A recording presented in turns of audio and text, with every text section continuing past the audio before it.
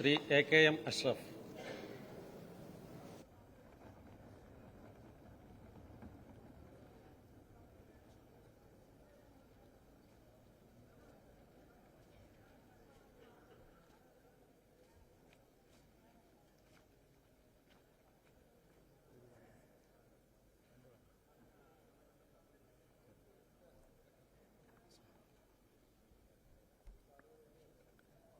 ಎ.ಕೆ.ಎಂ. ಅಶ್ರಫ್ ಎಂಬ ನಾನು